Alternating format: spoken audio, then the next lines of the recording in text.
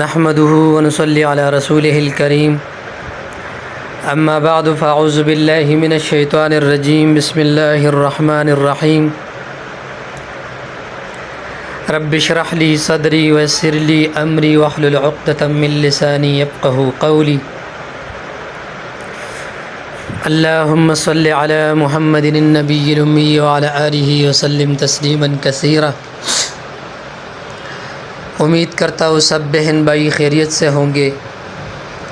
اللہ سے دعا ہے کہ اللہ تمام مسلمان بہن بھائیوں کی عمروں میں برکت عطا فرمائے۔ محترم ناظرین کرام، آج میں آپ کو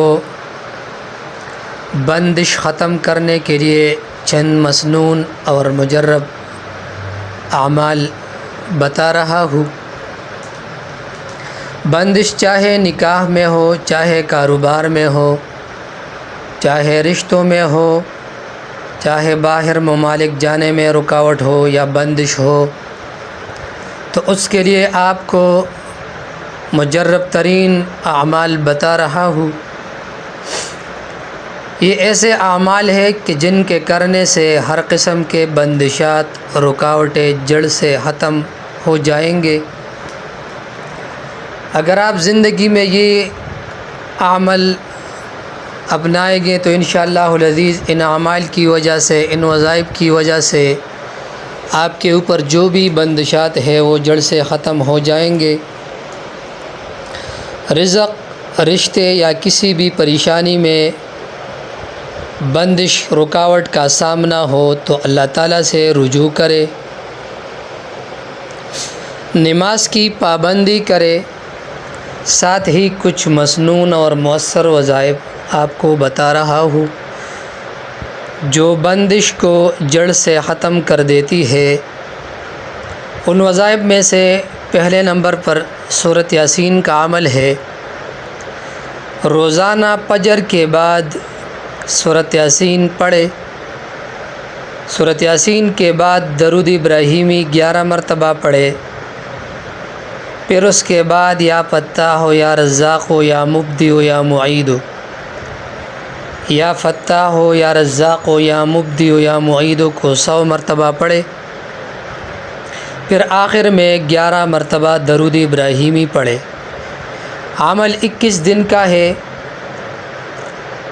اس کے علاوہ سورۃ البقرہ کی تلاوت ہر قسم کی بندش اور رکاوٹ کو دور کر دیتی ہے۔ سورۃ البقرہ گھر میں نحوست ہو یا بندش ہو تو سورۃ البقرہ کی تلاوت بلند آواز سے کرے۔ انشاءاللہ العزیز سورۃ البقرہ کی تلاوت کی وجہ سے گھر سے نحوست اور بے برکتی ختم ہو جاتی ہے، کاروبار سے نحوست اور بے برکتی دور ہو جاتی ہے۔